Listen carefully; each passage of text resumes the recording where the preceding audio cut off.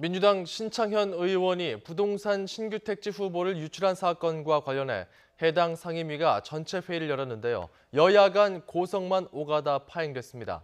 이런 가운데 자유한국당은 재개발, 재건축 규제 완화 등 부동산 대안을 제시하면서 정책적인 압박을 이어갔습니다.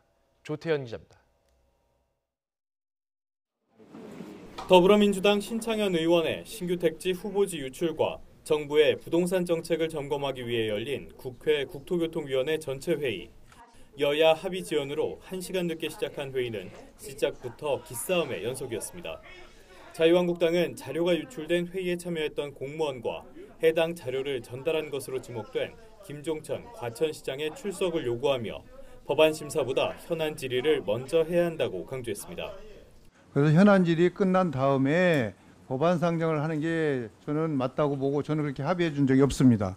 회의 참석자 여기 참석하려고 하니까 모 의원실에서 오지 말라고 이렇게 압력을 가하고 했다는데 이것도 진위를 파악을 해야 돼요. 이거. 반면 민주당은 한국당이 신 의원을 검찰에 고발한 만큼 수사 상황을 지켜보면 되고 현안 질의에 이미 합의한 상황에서 정치 공세를 중단해야 한다고 맞섰습니다.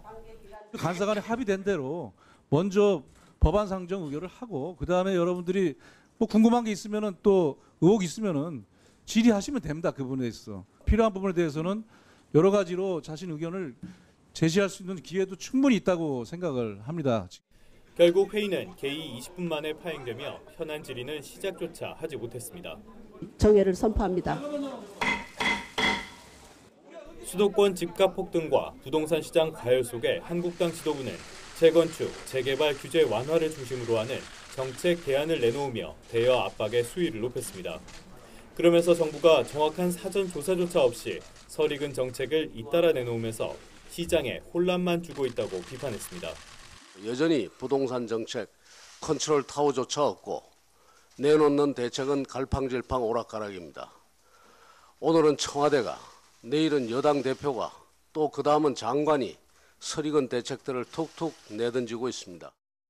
이런 가운데 2주택 이상 다주택자와 고가주택 보유자의 세 부담을 늘리는 내용 등을 담은 정부의 8번째 부동산 대책 발표를 앞두고 부동산 문제가 여야의 대치 전국에 또 하나의 화두로 떠오를 전망입니다. YTN 조태현입니다.